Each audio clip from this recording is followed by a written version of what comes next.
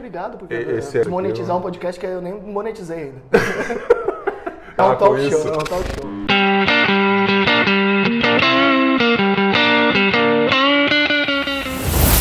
Fala aí, seus estoiquinhos de marca maior, como vocês estão? Estoiquinho é muito bom, Estoiquinho cara. é legal, né? Muito que você bom. elogia e critica ao mesmo tempo.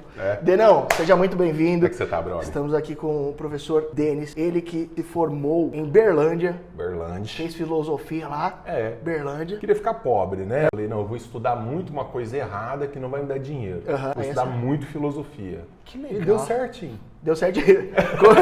As expected. Correu exatamente como eu imaginei. Aí fez mestrado na Unicamp, doutorado na Università Macerata, depois pós-doutorado em Roma, Cagliari, Coimbra, e aí terminou na PUC São Paulo. Aí decaí, né? Decaiu, velho. Perigoso isso daí. O que aconteceu? A idade, né? Entre o pós-doutorado e a PUC São Paulo. Demência. Não, cara, mentira. A PUC é muito legal em algumas áreas. Ah, tá. Em algumas áreas. Mas eu tenho um querido amigo lá, que é professor há muitas décadas na PUC, chama-se Marcelo Perini. Esse cara me apresentou o Platão, no qual eu vim a me especializar depois. Lá na graduação eu li alguns livros dele e traduzidos por ele e ficamos amigos, um baita cara. E eu tinha um direito a uma licença durante um período, eu já tinha ido para o exterior algumas vezes, de licença de pós-doc. Falei, cara, dessa vez eu vou ficar no Brasil. E ele tá na PUC de São Paulo, então foi bem legal, assim. Porque eu estudei, a gente não fala orientado, né? Em pós-doc, você fala supervisionado. Porque você já fica no bagulho. Porque você já tem um percurso, não faz muito sentido um colega de mesmo nível, por assim dizer, te orientando. Ele só supervisiona, ele só assina o seu estágio. E o Marcelo Perini me fez essa gentileza e foi muito legal. Então não foi decair, não, antes pelo contrário, foi muito massa. Animal. E aí a gente tava falando um pouco sobre tatuagens. Aí você tava explicando um pouco sobre... Você tem cascavel, você tem o... Quem que é esse barbudo aí, velho? Esse aqui é o Platão, É o Platão, cara. É o Platão carregando o diálogo Timeu, que é a cosmologia dele, que é o diálogo no qual ele trata do cosmos. E essa, porque assim... Ficou bonita essa daí, velho. Cara, isso aqui eu vou te falar. O nome do tatuador é Rodrigo Pacheco. Bom, é o único Rodrigo Pacheco que a gente aceita lá em casa. Que é o Rodrigo Pacheco do Senado, filha da puta de marca maior. Obrigado por monetizar um podcast que eu nem monetizei ainda. É um talk show. Essa aqui é uma leitura que ele fez do Platão. Você já viu aquele quadro que chama-se Escola de Atenas, de Rafael? É o Platão apontando para cima, Aristóteles apontando para baixo. Tem uma galera que acha que é a Santa Ceia. Não é a Santa Ceia. Não, a Santa Ceia eu sei qual é. Então assim, são vários filósofos. E aí no centro de uma arcada tem o Platão apontando para cima, apontando para o mundo das ideias, né? Para as essências. E Aristóteles apontando para baixo. Aristóteles com o livro A Ética e Platão com o Timeu. E eu devo, cara, o que eu sou na vida a Platão. Caramba. O que eu sou na vida, o que eu construí na vida, eu devo à filosofia, mas fundamentalmente a Platão. É esse cara que sempre teve no meu horizonte de pesquisador. Então, agora já velho, já começando a pelancar, eu falei, vou meter um Platão na... Mas eu tenho ele, a bandeira de Gadsden. A bandeira de Gadsden é essa cobra do disco do Metallica que a gente estava falando. Tem escrito Don't Tread on Me, né? Não me lasca. É tipo, não pisa em mim. A gente lá em Minas Gerais fala, não pisa em mim. Em mim. Que é um símbolo da liberdade, né? A cascavel é um símbolo da liberdade. Essa bandeira foi criada durante a independência norte-americana. A ideia de que, eu tô quieto, cara, eu sou um defensor da liberdade. Não mexe comigo que tá tudo certo. Segue a sua vida e me deixa seguir a minha. Eu tenho And Nothing Else Matters do Metallica. Eu acho uma boa canção. Isso aqui é com a esposa. Ela tem na panturrilha. Quando a gente começou a namorar, a gente meteu essa. Caramba, e tem mais, cara. Eu tenho é grego esse bagulho? Essa frase aqui, é grega. Xereca o quê? Xereca. O que você escrito aí, velho? Chareira. Vai, lê. Chareira tá caída. Pô, cara, você fala igual a minha esposa. Isso aqui é Kalepa Takalá. Não é? É Kalepa. Isso aqui é um ki. Kalepa Takalá. No grego, é uma frase de Platão. As coisas belas são difíceis. Caramba. As coisas belas são difíceis. Então, aquilo que é belo demanda um esforço, demanda um empenho. Né? Então, você tem que trabalhar para conseguir coisas altas. É de um filósofo latino chamado Horácio, Parvum Parva Decent, que é as coisas medíocres a quem é medíocre. Tem alma que você não salva, irmão. Entendi. Quem é bosta tem que ficar na bosta. Entendi. Quem é porco tem que ficar na lama. a coisa merda a quem gosta de merda. Tem gente que gosta de Ferrari e tem gente que gosta de Kombi. Então, foda-se. Foda-se. É isso. Topic, se você quer ter uma Topic, não tem problema nenhum. Cuidado pra não fazer uma curva muito rápida. Quem e gosta de capotar. Topic? Eu sou muito amigo do Adriano Hadi. É um amigo nosso aqui, inclusive é amigo do Alor também. Ele é um cara muito estoico, assim, estuda muito estoicismo. Acho que ele que me introduziu o estoicismo. É um negócio que me ajuda muito em momentos de maior dificuldade e tal. O meu livro de cabeceira é um diário estoico, que eu leio todo dia, do Ryan Holiday. Eu queria que você, enquanto estoiquinho também, aquele estoiquinho de 1,98, como você acha que o estoicismo pode ajudar as pessoas hoje em dia? Eu vejo todo mundo ansioso, fudido, meio deprê. Como que essa corrente filosófica pode ajudar o Jonathan da nova geração? Na verdade, assim, quando você pensa na história da filosofia, você tem a passagem do mito para a filosofia. A filosofia não existiu sempre. A filosofia tem mais ou menos uma data de nascimento, ali pelo 6º século antes de Cristo, passagem do 7º para o 6º século antes de Cristo, com um cara chamado Tales de Mileto. Esse cara, historicamente, é celebrado como aquele que deu essa inflexão à racionalidade humana, que a gente chama de filosofia. Depois você tem os pré-socráticos, você tem todo o período da filosofia clássica e tem um período tardio na antiguidade, no qual algumas correntes de filosofia surgiram num contexto histórico muito específico, que foi pós a expansão do território grego feita por Alexandre o Grande. Sabe que Alexandre o Grande teve como tutor o Aristóteles. Aristóteles, por algum tempo, foi professor de Alexandre. E, aparentemente, eles tinham uma desavença pontual, que era... Aristóteles dizia para o Alexandre, isso é contado, mas a gente não tem certeza, tá? Mas ele teria dito a Alexandre que não é inteligente você expandir demais o território, porque você acaba perdendo as características compositivas próprias dos territórios.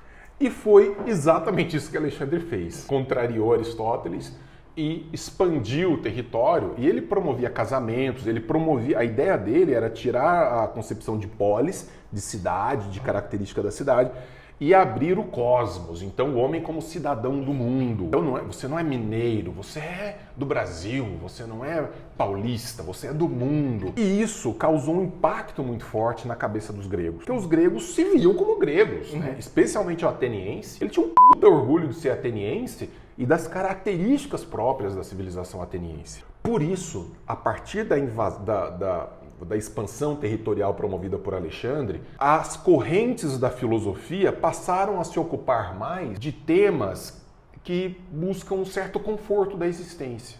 Ou seja, no momento de crise, para onde eu vou? Qual que é o sentido da vida? Quais são os valores que eu devo cultivar, etc, etc. Então, algumas correntes surgiram aí. O ecletismo, o epicurismo. Ontem você foi ao nosso podcast, você ganhou um livro de Epicuro.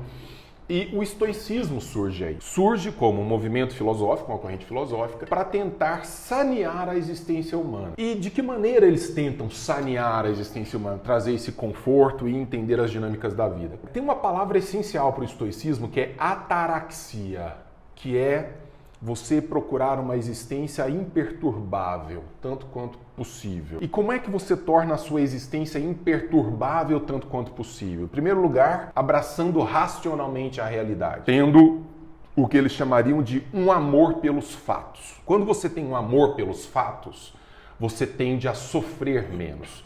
Então você faz bons diagnósticos. Um dos grandes problemas que nos causam sofrimento é a ideia de celebrarmos uma visão de realidade que não condiz com a realidade. Tipo, se enganar. Se enganar. Então você está com uma menina, você está namorando uma menina que dá claramente toda a pinta de que vai ser o maior problema da sua vida. Mas você gosta de estar com ela, você gosta de transar com ela, você gosta de beber com ela, só que você sabe que é pura dor de cabeça e você fala assim, não, mas não é bem assim, as coisas vão se encaixar. Não, vai dar certo, uma hora isso vai se arrumar. Mudar. Ela vai mudar. E não, se eu conversar com ela e apertar a tecla certa, isso vai funcionar e não sei o quê. Você já sabe que não vai. Sim. Isso já está claro. Todo mundo já teve uma experiência dessa. Que você se olha no espelho e fala assim, isso vai foder com a minha vida. Eu acordo todo dia, fica... vamos lá. Simbora nessa. Eu sou então, mestre nisso. Você está pedindo para ter uma vida perturbada. Você está pedindo para ter uma vida que você acorda já com um pico de adrenalina fudido. Você não está querendo paz. Tá. E a outra coisa, o segundo ponto que eu colocaria aqui, é você não tentar controlar o que você não consegue controlar naturalmente. Tá. Tipo, eu tá aqui com medo de vir um avião e bater no meu prédio. Eu preciso voar até Paris e tenho medo do avião cair porque o piloto, já aconteceu isso na história, é suicida. E, então eu não vou... Cara, você não controla isso. Você nunca vai chegar ao ponto de ter alguém que fala assim, não, eu tenho certeza absoluta de que não vai acontecer. Não tem isso. Então você treina, isso é treino, para não sofrer com situações que não estão sob o seu controle. Então estas são as lições básicas do estoicismo que trazem, assim, têm sido bastante popularizadas ultimamente. Eu acho legal, acho que ajuda bastante, assim, né, numa sociedade meio que doente que a gente vive, pelo menos me ajuda demais. E eu, desde quando eu comecei a estudar um pouco, eu percebi que se eu colocasse alguns hábitos que me tirassem do conforto, do tipo, fazer academia ou tomar banho gelado, tinha uns estoicos que... Qual que era um que era rico pra cacete que dormia no chão às vezes? Não, esse cara, na verdade, eu acho que era? Epiteto? Eu acho que... o Epiteto. O Epiteto era um escravo, inclusive. O Epiteto, ele era um escravo. Não, então que, não era. E o último dos grandes estoicos foi o imperador Marco Aurélio. Será que era o Marco Aurélio, que do nada dormia no chão para mostrar que ele só poderia, que em alguns momentos ele teria que subsistir. Recuperar uma certa dimensão de existência humana. Exatamente. De exatamente. entender os limites da condição humana. Então, às vezes eu me coloco em situações que são desconfortáveis e é incrível como eu saio mais forte, mesmo não tendo nada com o meu negócio. Tipo, sei lá, tomar banho gelado. É chato pra caralho. Às vezes eu tomo, é desconfortável, mas parece que eu saio, tipo... Tem esses neo-estoicos, né, que são os caras muito ligados hoje em dia à linguagem dos empreendedores, dos investidores, como o Nassim Taleb, esses caras, o antifrágil, né? Então, são as microfissuras da vida, são os pequenos sofrimentos da vida que vão criando uma ideia de resistência, de suportar a existência, né? De amor fati, de amor aos fatos. Então, por que nós... Isso eu estou dizendo, tá? Por que nós temos uma geração adoentada da cabeça? Uns meninos que não suportam ouvir não, uns meninos que não toleram frustração, uns meninos que não toleram as dores da vida, uns meninos que se perderam, basicamente, porque nós criamos a ideia de que nós temos que proteger a existência desses meninos a qualquer custo. E isso significa dizer, por outro lado, que quanto mais vítima for o menino, mais ele tem que ser protegido. Ora, numa sociedade que trabalha com foco na proteção de vítimas e não com foco de criação de pessoas tolerantes e fortes, ser vítima é uma virtude. A gente tá assim mesmo. Percebeu? Na internet você deve ver pra caralho.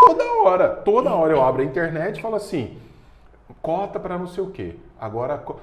Eles acabaram de aprovar aqui em São Paulo, Assembleia Estadual, acabaram de aprovar cotas para ex-criminosos, para ex-presos, cota de trabalho.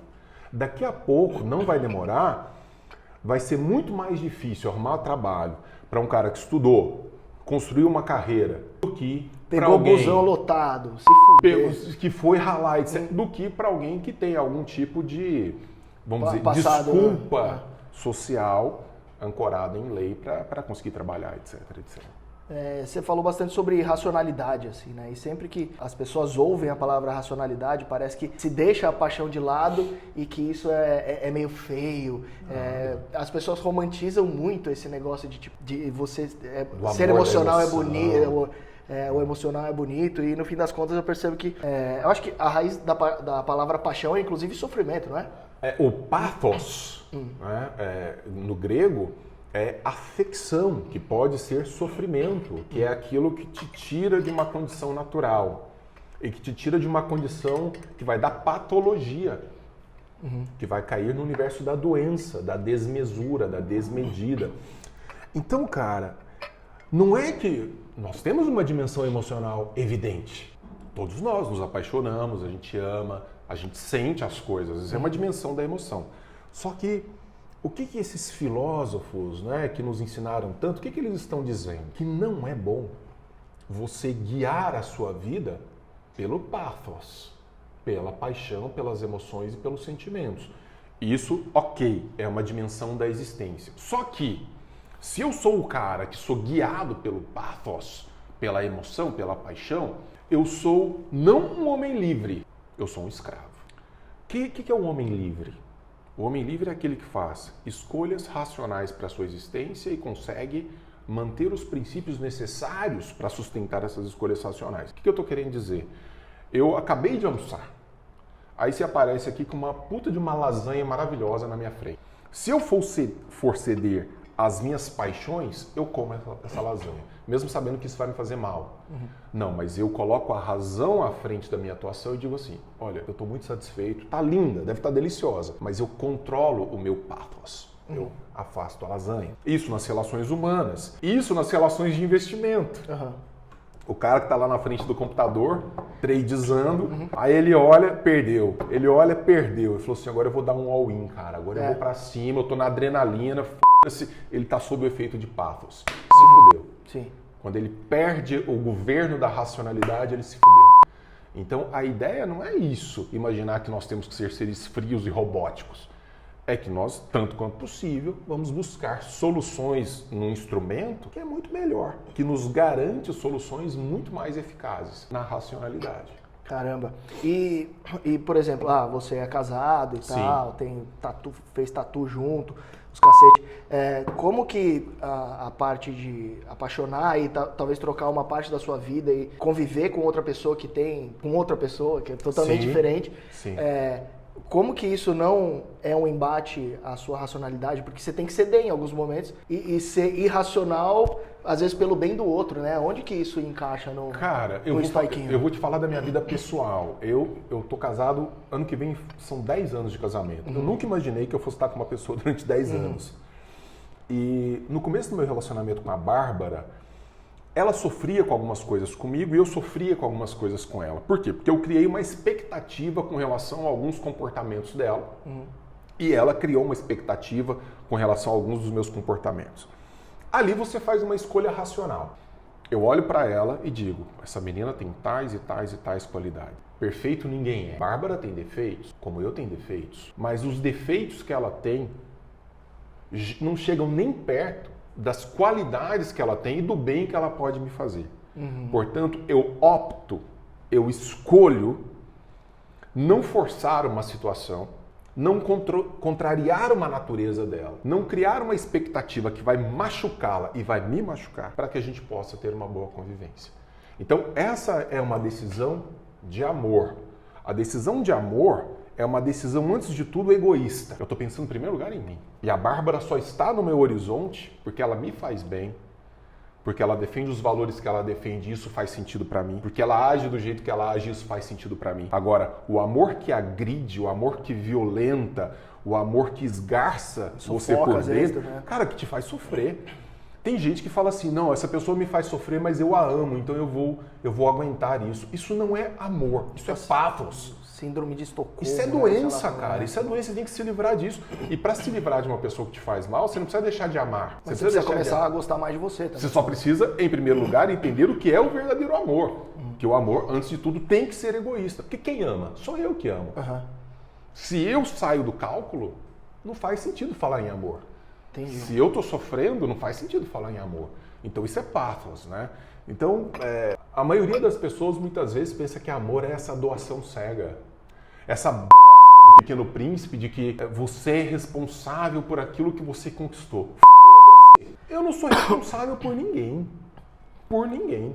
Eu amo a minha esposa, faço por ela, mas se amanhã eu percebo que essa é uma situação que me violenta, adeus. E o mesmo serve para ela com relação a mim. É louco isso. Eu já tive alguns relacionamentos em que a menina achava ruim eu não ter ciúme dela. Olha que maluquice, né, cara? Posse, mano. É um negócio muito louco, assim. E o amor... falei, mas deveria ter, eu confio em você. Você tem que confiar em mim, caralho. Exato.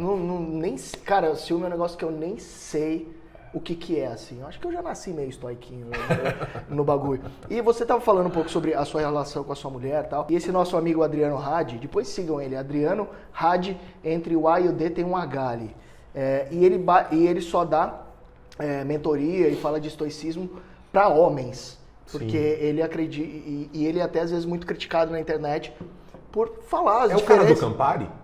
Não é o cara do Campari. Eu acho que ele nem bebe, né? Não, ele nem bebe. Ele nem bebe. Porque tem um cara aí de mentoria pra Macho Man que tá... Não é ele. Não, Macho Man e Campari não. Macho Man é uísque, caralho. O cara já errou totalmente. E ele só dá mentoria pra homem. E ele bate muito nessa divergência que tem natural entre homem e mulher, né? Sim. Porque agora tá tudo meio que misturado. Um tipo de diferenciação de como a filosofia pode ajudar o homem e a mulher separadamente. Cara, esse assunto é muito maluco, porque você sabe que essa questão da sexualidade, ela é cultural. Deixa eu dar uma volta aqui. O professor é você. Deixa eu dar uma volta aqui. Pode ficar dando aí. A gente que imagina que assim, não pode falar homossexualidade, homossexualismo, não pode falar algum dos dois, foda-se, falar o que eu quiser. Tá, então, o homossexual. O homossexual, as relações, por assim dizer, não ortodoxas, né, segundo uma certa visão contemporânea na sociedade, isso está impregnado na nossa existência do ponto de vista cultural. O maior nome da Igreja Católica, o maior pensador da Igreja Católica, considerado por muitos assim, São Tomás de Aquino, tem na sua Suma de Teologia a naturalização das relações homossexuais. Um cara da Igreja. Quando isso? O São Tomás de Aquino é do século XV. Século XV? Não. Século... Me deu um branco agora. Século... Não, mas vai ter... Não, é fim da Idade Média. Eu tô com dúvida, século XIII, século XV. São Tomás de Aquino é fim da Idade Média, o doutor angélico da igreja.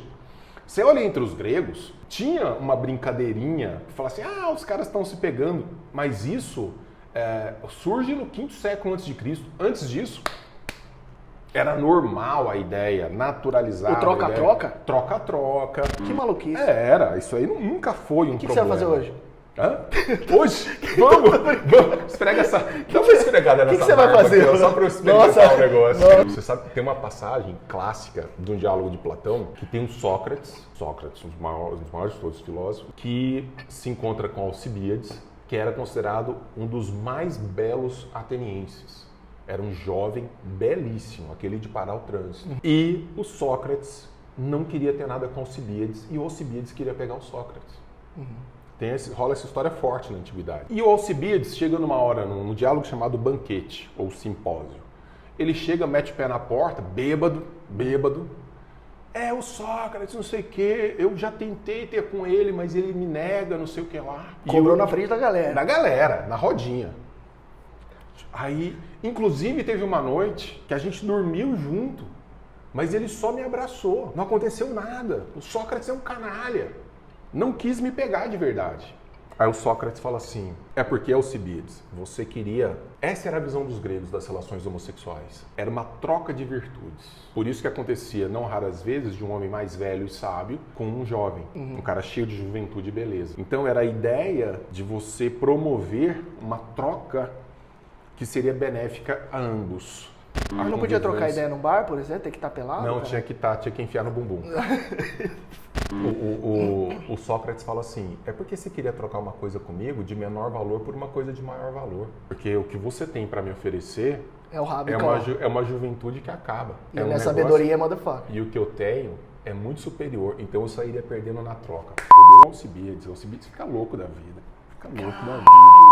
Então, essa questão do homossexualismo, das relações homossexuais, etc., isso é um elemento cultural. Por isso que os caras estão tentando forçar sobre nós coisas completamente absurdas, como, por exemplo, trans competindo no esporte, especialmente feminino, como se nada fosse.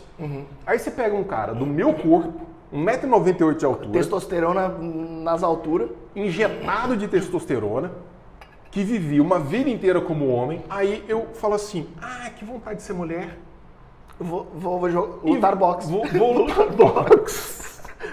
Aí me coloca pra quebrar as meninas, velho. Não, mas eu tô fazendo reposição hormonal. Velho, mas você tem décadas de formação muscular, de fibra, etc, masculinas. Homens, graças ao bom pai, e eu sou agnóstico, eu também, são completamente diferentes de mulheres. As suas aptidões são completamente diferentes. E o que as feministas estão tentando fazer com esse movimento das encebadas e peludas, nada mais é do que tentar forçar a ideia de que as mulheres têm que ser homens piorados. que é o máximo que elas vão conseguir. Caramba, E vice-versa. que maluquice. Cara, você força uma situação. Tem coisa mais bela do que uma mulher sendo mulher, um homem sendo homem, mas eu não tô falando de sexualidade, eu tô falando de condição biológica. Agora, se você é mulher, quer dormir com uma mulher, quer dormir com um pepino, isso é um problema seu. É um problema seu. Isso é lógico. Né? Agora, eu tô falando de sexualidade. E eu não estou fazendo a menos de coisas que criam sérias questões psicológicas muito dolorosas. Uma pessoa que não se reconhece no seu corpo. Agora, o forçar a barra para criar essas maluquices aí. Eu sou a favor dos trans no esporte desde que eu possa continuar apostando. Fazer uma grana em cima. O Johnny Bravo, mulher versus a Mariazinha. Aí falar um pouco sobre religião, porque eu sou agnóstico também. Eu vim de uma família muito católica e sempre que eu tento colocar alguma racionalidade nas coisas e nos eventos que acontecem no mundo, eu acho que eu acabei me afastando um pouco da religião, eu acabei virando agnóstico. Não tenho certeza se existe ou não. Eu sempre penso, se existir, se Deus existir, eu quero ter sido uma pessoa boa para ser, sei lá, absolvido, alguma coisa assim. Epicuro isso aí. Ou se Deus não existir, eu durmo com a consciência tranquila todos os dias que eu não tô fudendo ninguém, basicamente. E aí eu optei pelo agnosticismo, que é tipo, não faço a menor ideia do que está acontecendo aqui nesse negócio. Mas você estuda ainda para tentar ser Tem agnóstico que é mais teísta, tem agnóstico que é mais ateísta, ou seja, também fez igual eu, falou, vou fazer o meu melhor e que se lasque. Você sabe que essa coisa de agnóstico teísta, agnóstico não teísta, pra mim é uma puta de uma balela. Agnóstico é agnóstico, caralho. Ele tá cagando. Ou você é agnóstico ou você não é agnóstico. Agnóstico vem de agnose. Que ele não sabe. Não conhecer. Então, não é nem ser ateu, que afirma a não existência de Deus, e não é ser crente, que afirma a existência de Deus. Para mim, a afirmação da existência... Não é que é para mim. Qualquer pessoa que tem um mínimo de cérebro e que funcione logicamente, há de admitir isso. O sujeito que afirma a existência de Deus, ele abriu mão do entendimento racional tanto quanto aquele que afirma a não existência de Deus. Tá. Porque nós somos seres completamente limitados e não temos condições de fazer afirmações que vão para além das nossas capacidades naturais. Então, afirmar dogmaticamente a não existência ou a existência, esses são dois espectros que saem de uma ideia razoável de entendimento. É doido isso, né? Porque tem... E as pessoas acreditam em deuses diferentes, né? Tem até um vídeo da Porta dos Fundos, quando não era tão esquerdalha ainda, que eles falavam sobre o Deus certo, e no fim o Deus certo era o Deus da Malásia, qual que é? Da Polinésia, o Deus correto era o Deus da Polinésia. Mas olha, você tem estudos antropológicos que indicam pelo menos a existência, na nossa curta história, de mais de 2.000 deuses. A sua adesão a uma certa religião ou uma certa visão de uma divindade é uma visão que está estritamente condicionada a um tempo histórico e ao local de nascimento. Então, o fato de as pessoas no Brasil professarem majoritariamente crença num Deus cristão, etc., etc., isso se deve ao fato de terem nascido no Brasil, no século XX, no século XXI. Se você tivesse nascido numa civilização islâmica, de maioria islâmica, a tendência estatística seria muito maior de você hoje em dia se ajoelhar diante de Alá e o caralho a 4. Então, essa ideia de que eu sempre respeito muito a fé das pessoas, elas só precisam me conceder um ponto, de que a fé é um elemento de irracionalidade e, por favor, não me tratem como um idiota e não queiram tratar de assuntos de fé como se fossem assuntos racionais. Sim. Tenha a coragem de se olhar no espelho e falar assim, não, eu faço uma concessão ao irracional, eu faço uma concessão àquilo que é sobrenatural e por isso eu tenho fé. Ótimo. Somos amigos e estamos juntos. Agora... Assume que é uma crença... Assuma que é uma crença. Porque quando eu falo, pule do 20º andar e flutue, você vai falar assim, não tem jeito. Eu sei que não tem jeito, porque a gente está no universo do entendimento. E eu sei que se você pular do 20º andar, Não vai ter nenhum Deus que vai te amparar no 15º e falar, e te levar para o... Nós estamos falando de entendimento. Sim. Eu não preciso te convencer de nada. Eu sei até calcular a velocidade e o peso que você vai bater lá embaixo. Eu também tive que estudar em física mecânica isso. Não é? Sim. Agora, se você me fala que o seu Deus engravidou uma mulher virgem, e aí ele nasceu, depois ele morreu, depois do terceiro dia ele foi para o reino dos céus, você tá me fudendo. Não, aí, desculpa, irracional. Sim. Esse é o universo do irracional. Não, eu acredito em milagre. E o número de passagens que tem, assim, falando, já que a gente está numa sociedade majoritariamente cristã e com as suas derivadas ali, existem várias passagens que relatam, tudo bem, era um negócio muito antigo, faz 2027 anos, é isso? Jesus, esses dias eu vi na Bíblia, ele nasceu 5 anos antes de Cristo. Olha como ele era foda. Menos 5 a ser. Mas o meu ponto existem vários relatos que ele tinha uns paranauê meio diferenciado. Você acha que porque ele era um cara muito bom de oratória e tal, as pessoas acabaram ficando um pouco mais irracionais e indo na vibe dele, porque ele era de fato? Eu fiz uma live outro dia com o cara que mais conhece sobre a história de Jesus no Brasil hoje, professor André Chevitarese, professor aposentado da UFRJ. Quem quiser saber mais sobre o assunto, siga o professor André Chevitarese, com CH. E essa live está gravada lá no meu perfil, Denis Xavier, prof.Denis Xavier, 2 N's y S. Vai estar aqui assim. Vai estar no trem aí. Existem duas imagens de Jesus. Uma é a do Jesus histórico. Jesus histórico. O Jesus como se fosse o Pitt de séculos atrás. Então quem foi esse cara? Quem foi esse Jesus? Jesus, o que a gente sabe dele? Figura histórica. Era um camponês, judeu, nazareno. Em que condições nasceu, em que condições viveu, em que condições pregou, não sabemos nada. Nada. Até muito tem um gap na vida dele que não se fala nada, né? Tipo dele nascer até uns 30 anos. Nós não sabemos. Houve agora recentemente, na década de 60, a descoberta de alguns documentos, né? Os famosos papiros do Mar Morto, os papiros dos essênios, que tentaram colar uma passagem de Jesus na sua tarda adolescência, começo de vida adulta por ali, etc, etc, mas nós não temos essa certeza. Então, quando a gente fala do Jesus histórico, é esse cara. É um camponês. Agora, algum tempo depois, surge aquilo que é o que nós conhecemos mais, o Jesus teológico, que já é uma apropriação religiosa ancorada na fé, construída a partir desse Jesus histórico, e essa construção é uma construção de natureza político-religiosa, de um homem que enfrentou o Império Romano, de um homem que pregou a Boa Nova, etc, etc. E tem toda uma construção documental que vai... A cada conto aumenta um ponto, né? A Bíblia ela foi escrita a diversas mãos, ela foi mexida fortemente no curso da história. Livros foram retirados, livros foram colocados em função de uma mensagem que a igreja queria passar. Então, e quando você entra no universo da fé, o universo da fé é captação de benevolência.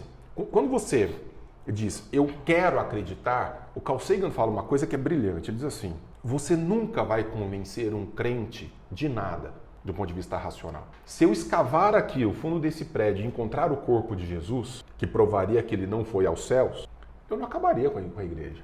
Eu não acabaria com a fé das pessoas. Elas encontrariam um modo de explicar isso. Elas encontrariam um modo de explicar isso. Isso acontece não só na religião, isso acontece na política. Você acha que usam como uma muleta para algum tipo Traz um tipo de conforto para as angústias humanas. E isso é ciência, tá? Isso é ciência, não é nenhuma questão de achar, não. Assim, você acha que a nossa vida é um pouco mais foda, porque em alguns momentos difíceis a gente tem que olhar para dentro, nós agnósticos, estou falando. A nossa vida, ela é mais foda, mas você pode dizer que ela tem um certo grau de autenticidade.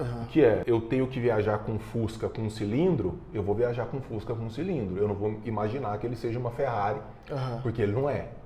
Então a gente tende a enfrentar os problemas e as situações de maneira muito mais dura e fria, né? Não esperando uma salvação dos céus. Então, por exemplo, eu viajo de avião o tempo inteiro. Eu canso de ver aviões caíram E aí, sempre sobra um cara que não entrou no avião. Já viu esse? Já. Sempre sobra. E que tá no Fantástico. Que tá no Fantástico para falar assim, Deus salvou a minha vida. Dentro do avião tinha 500 pessoas, bebês, crianças, pais, mães, noivos, grávidas, etc. Mas Deus é um ser esquisito que salvou esse Zé Bosta, que não faz porra nenhuma, só dá injeção de saco pro pai e pra mãe o dia inteiro. Que porra é essa? Então, quando você crê, você faz concessões ao irracional. Eu sou um agnóstico que digo o seguinte, aviões caem, eu só espero não estar nele um dia. Mas se tiver, meu amigo... E estatisticamente é um dos meios mais seguros de... É um dos mais seguros. Mas cai. Sim. Até elevador cai. Sim. Mais do que avião, inclusive. Aí vai falar que elevador é mais perigoso do que avião. Que maluquice, cara. E então agora tem a dimensão da fé tem isso, né, cara? Ela transcende o racional. É só isso. E tudo bem. Lógico, se a pessoa tá se sentindo bem... Porra, a gente tem várias... eu gosto de rock pra caralho, né? E tem várias... Roqueiro é tudo meio xarope da cachola, né? E algumas bandas tiveram perdas inestimáveis por causa de droga, enfim, suicídio, essas porra. E as que estavam nessa bad vibes, que conseguiram se manter, e aí, putz, dá pra falar do cara do Raimundos lá, o Rodolfo, a galera do Korn, lembra da banda Korn? Demais. De época de New Metal. Demais. Os caras também estavam tão no fundo do poço que, tipo, viraram uma banda... Às vezes é a salvação do cara. O cara tem que ir pro outro oposto, assim, né? Os caras acabam... Eu acho que o cara tá E tudo bem. E tudo bem, exatamente.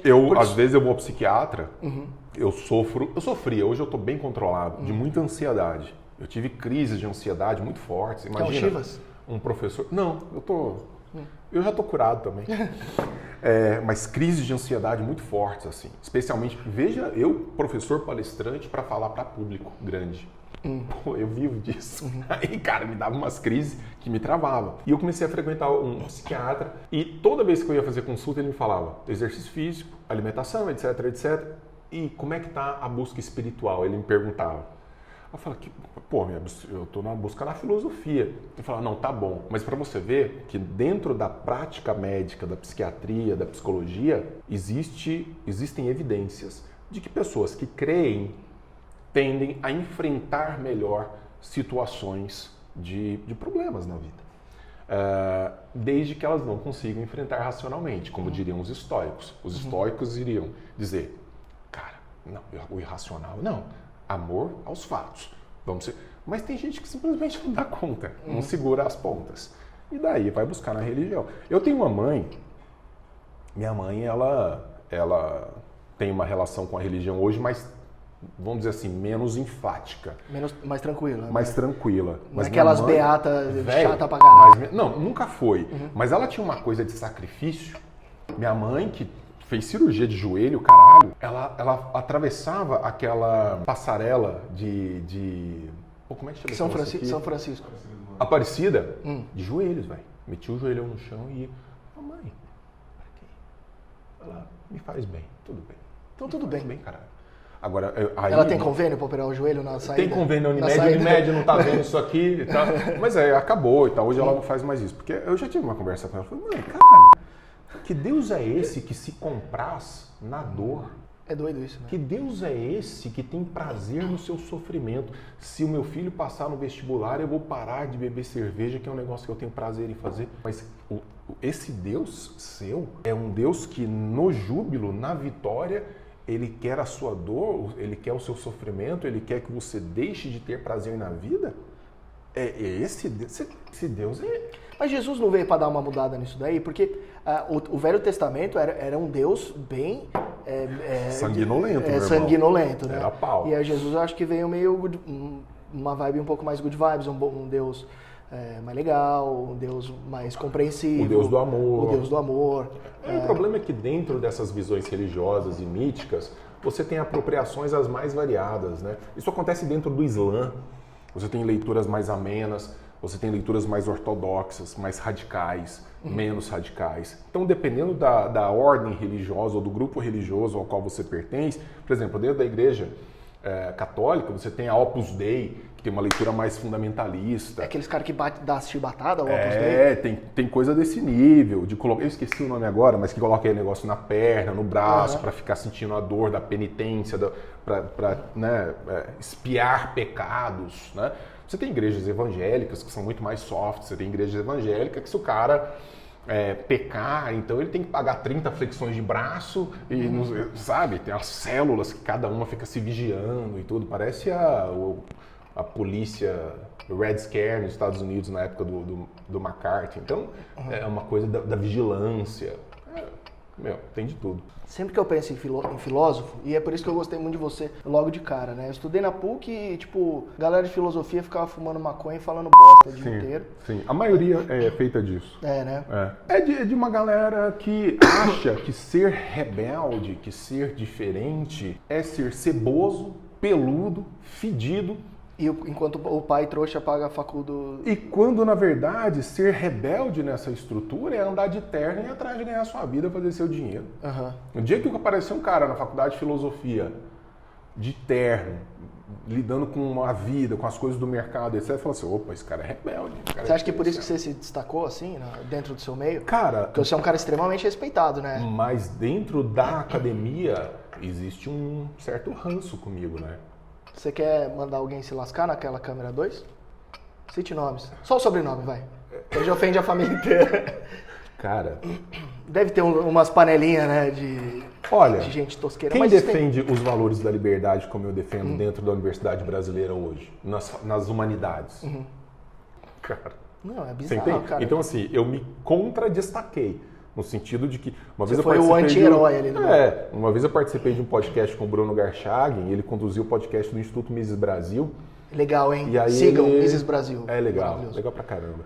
E o Bruno fez um trabalho maravilhoso conduzindo o podcast lá um tempo. E o primeiro podcast que eu fiz com ele falou, cara, de onde você veio, velho? Porque quando você pega o histórico, você fala assim, pô, mais um Socinha, mais um Che Guevara da vida, falando aquele bando de paçoca que os caras vivem a defender. E aí eu apareço com um cara que é livre mercado, que defende indivíduo, liberdades individuais.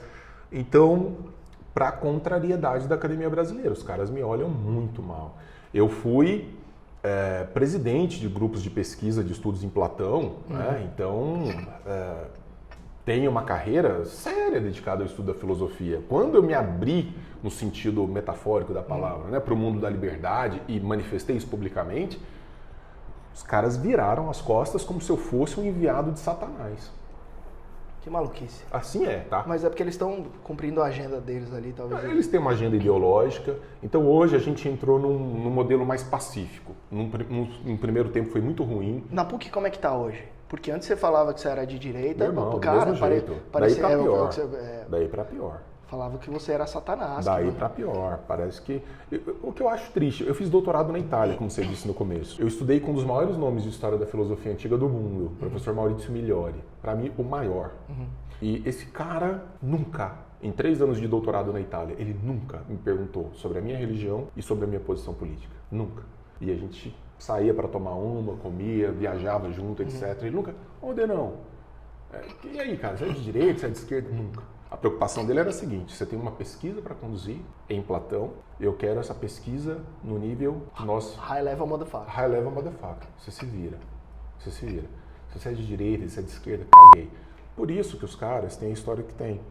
Então, no Brasil, isso tudo misturou. Por que a universidade brasileira hoje beira a inutilidade? Com raras exceções que confirmam a regra geral. Porque virou grupo de militância. Abre aí, não estou fazendo provocação vazia, abre aí a página de qualquer universidade federal e veja os eventos que vão acontecer esse mês nas universidades. Bizarro, né? Me fala se faz sentido. Óbvio que não. Você entende? Eu lembro na última eleição a PUC se posicionando a favor do 9 dedos. Sim, cara. É isso. Assim, cara, e a universidade não tem que fazer isso. Cara, a universidade é espaço de ilustração e de embate científico de ideias. Não estou falando que lá você tenha que impedir a esquerda de se manifestar. Mas você mesmo ontem no nosso podcast disse, quando é que você travou contato com um autor liberal na faculdade de economia na PUC? No 8º semestre. Fechando o curso. E mesmo assim, provavelmente... E um pouco antes de eu desistir, eu quase desisti. Porque eu falei, estão me ensinando um negócio que não serve pra bosta nenhuma. O mundo não funciona assim. Então eu não quero que os caras saiam de lá como eles querem que eu saia de lá. Eu quero que eles fiquem, mas eu quero que o espaço seja aberto para a defesa das ideias, para que eu não tenha que chegar no aluno do 10º período e falar assim, sabia que você pode pensar diferente? E o moleque falar assim, quê? E não só me acuse, uma vez foi muito engraçado. Eu tive um aluno que eu dava a mesma matéria de manhã e à noite. Não, minto. Eu dava uma matéria de manhã e a mesma matéria era dada à noite e ele foi fazer uma troca de horários. Mas ele falou assim, eu pedi para trocar de horário só para te conhecer pessoalmente, porque eles falam tão mal de você que eu não achei que eu pudesse ter alguém assim dentro da universidade, do jeito que eles falam de você. E você deu uma aula aqui falando só de ciência, você não milita em sala de aula, e você é dos mais gente boa. Cara, eu sou muito gente boa, eu não uso sala de aula para militar valores políticos, valores ideológicos. Eu entro na sala de aula, eu falo de ciência e vou embora. Mas a imagem que se tem é porque você se vê no outro, né? Como eles fazem isso, eles militam em sala de aula, eles acham que eu tô lá também falando de Bolsonaro, sei lá o quê. E eu tô cagando para essas coisas. Foda-se. Tá recebendo em dia ou não? Que é o que importa e tô entregando. Sempre que eu penso em filosofia, além de pensar eu não sei, essa galera grega, os caras mó bonito com nanopênis, eu nunca entendi isso. Nanopênis? Nanopênis, cara. Velho. Isso eu nunca entendi, mas o negócio da filosofia, não sei se é porque eu fiz PUC, me remete a pessoas um pouco que curtem o ócio, que curtem maconha, que curtem viajar na maionese. E você me parece um cara bem straight to the point, assim, um cara bem direto ao ponto e que trabalha e que tem o seu business e que cuida da sua vida. Você é um ponto fora da curva, sim ou não? Porque estatisticamente parece que sim. Eu sou um ponto fora da curva, sim. Mas não porque eu sou maravilhoso e os caras... Não é nada disso. É porque eu consegui escapar de uma doutrinação ideológica que existe dentro das universidades. Mas eu consegui escapar porque eu tive casa. Casa o quê? Educação doméstica. Ah, tá. Porque eu tive educação doméstica porque eu tive exemplo dentro de casa. Eu não sei se você sabe dessa minha página. Vai. Eu fui atleta da Seleção Brasileira de Natação. Eu fui nadador profissional durante muitos anos. Cheguei a estar entre os melhores nadadores do mundo em categorias específicas, ali 14 até os 18 anos.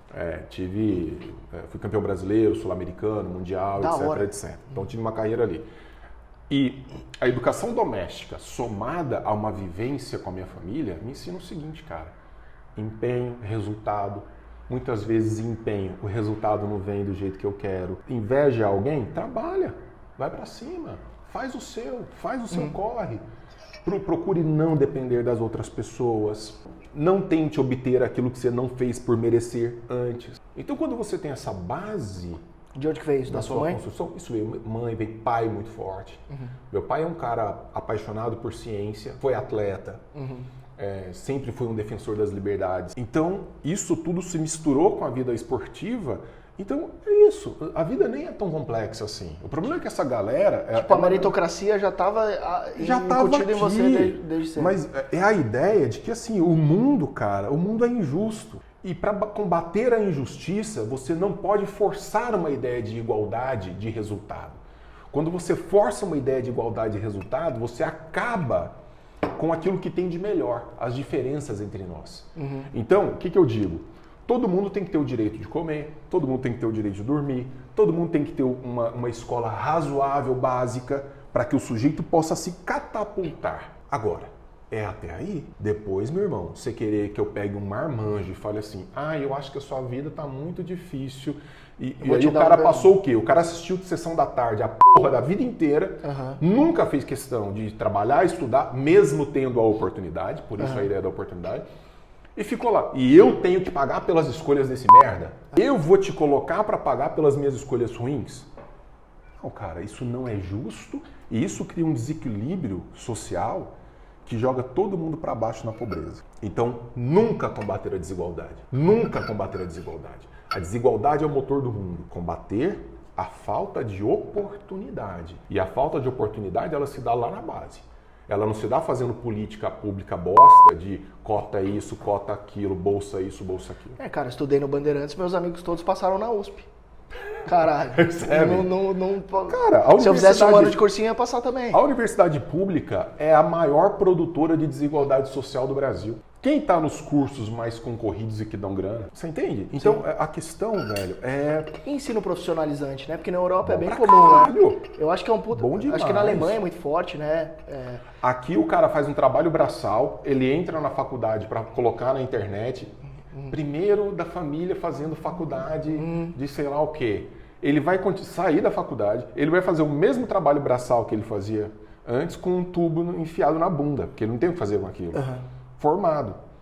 E daí?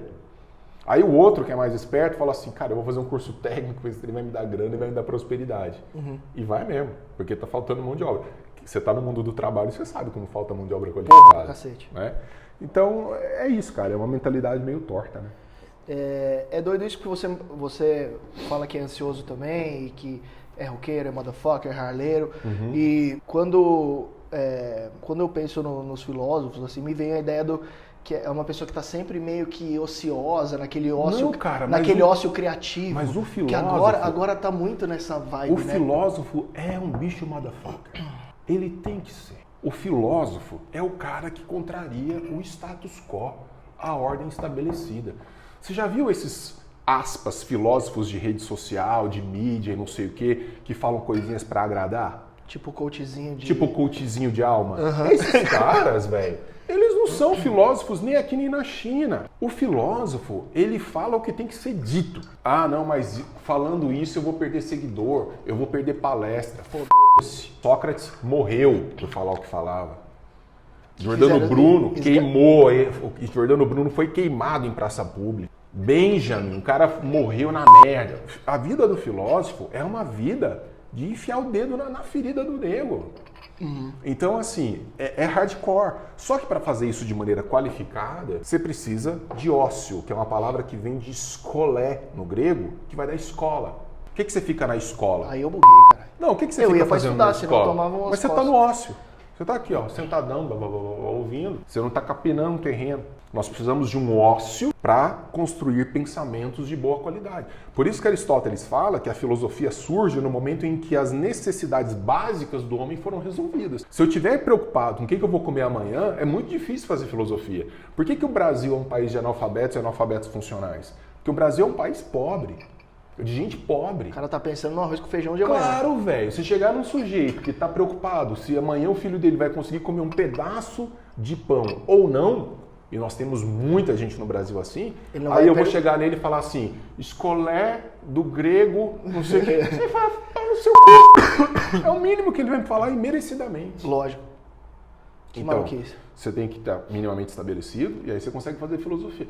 Eu tenho lá a Sociedade da Lanterna, que é o meu grupo fala de disso estudos. daí, fala disso Você daí. vai entrar. Eu vou entrar. Que é um grupo de estudos de história da Eu filosofia. fui aceito, não vai ter... Não vai ter vestibular pra você, não. Entrevista tipo maçonaria, não. Cara, né? você gosta de rock e gosta de moto. É isso. Boa, não precisa mais nada. Você vai entrar de graça. Animal. Aí o que acontece? Sociedade da Lanterna. Sociedade da Lanterna. Depois, se você quiser, eu explico o porquê da Lanterna. A gente se encontra a cada 15 dias, via Zoom, para falar de filosofia. Depois isso fica lá no Hotmart. Quem é que no Brasil tem condições de parar numa segunda-feira à noite para falar 2 horas de filosofia? Só quem está com a condição material minimamente resolvida.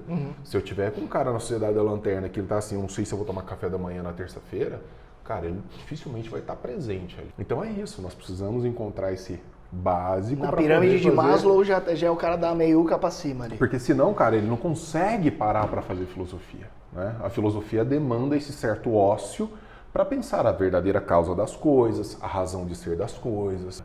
Por isso que a opinião de filósofos é uma opinião que, em geral, goza de maior autoridade no mundo real. Porque você parte do pressuposto que aquele cara parou mais tempo para pensar seriamente sobre um tema que muitas vezes na sua vida passa depressa, mas tem importância. Tem uns caras que você paga pau, desses caras que falam um pouco de filosofia, que são grandinhos da internet, assim, tem uns caras que você gosta ou não? Tem um cara que eu respeito mais do que os outros, que é o Clóvis de Barros. Porque ele é mais porradaria também. Ele é mais porradaria, é bem-humorado. Eu acho ele mais inteligente. Gosto de alguma parte do trabalho do Pondé, alguma coisa do trabalho do Pondé, respeito.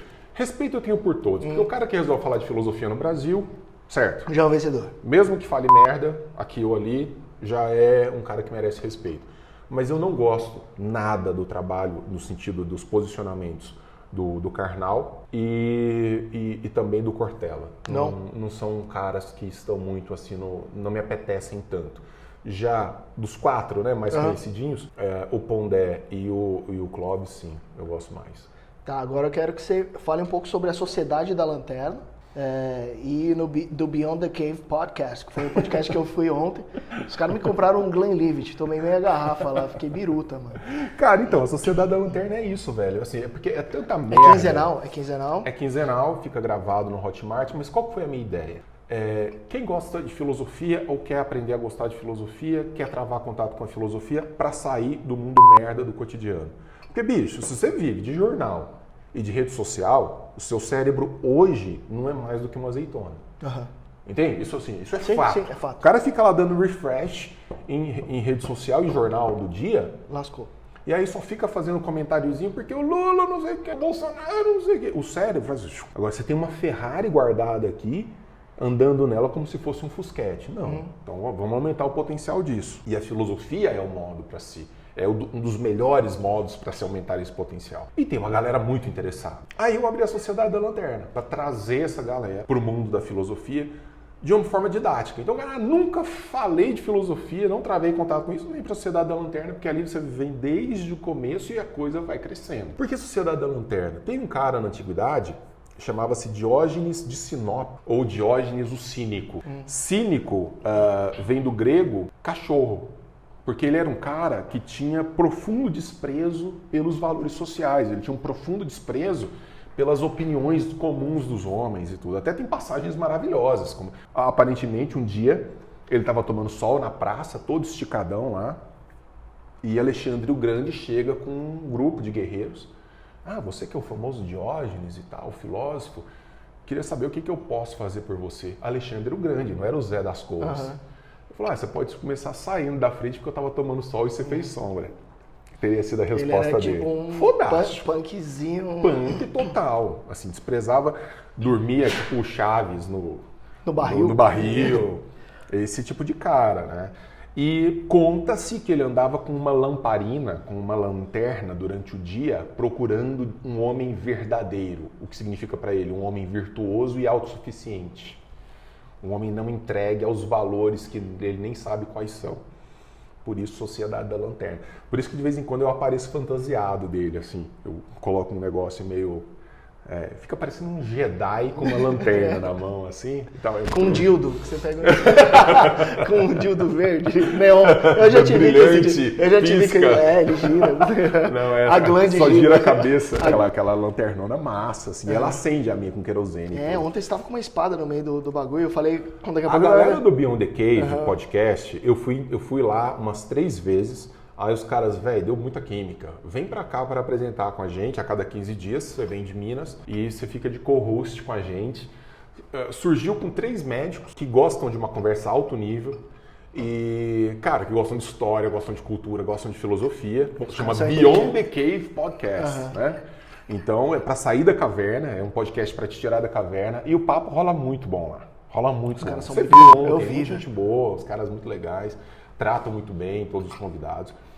E foi uma descoberta pra mim, assim, cara, poder fazer esse podcast com eles. Então, a cada 15 dias eu apareço, mas o podcast é semanal. Eles fazem uma semana sem mim e uma semana comigo. Caramba. Então, a gente já teve uma galera muito pesada lá, você incluído na lista, e agora é daí pra riba. Agora é só rampar pra cima. Rampar pra cima. Excelente. Denão, foi, hein, mano? Foi, mano. Uma horinha aqui da gente contando. Passou rápido. Da gente contando mentira. É isso aí. Coisa maravilhosa. Ó, sigam o Denão, entrem na Sociedade da Lanterna. Ganha uma lanterna quem entrar da Rayovac? Ganha aquela lanterna que você aperta a bunda assim, ó.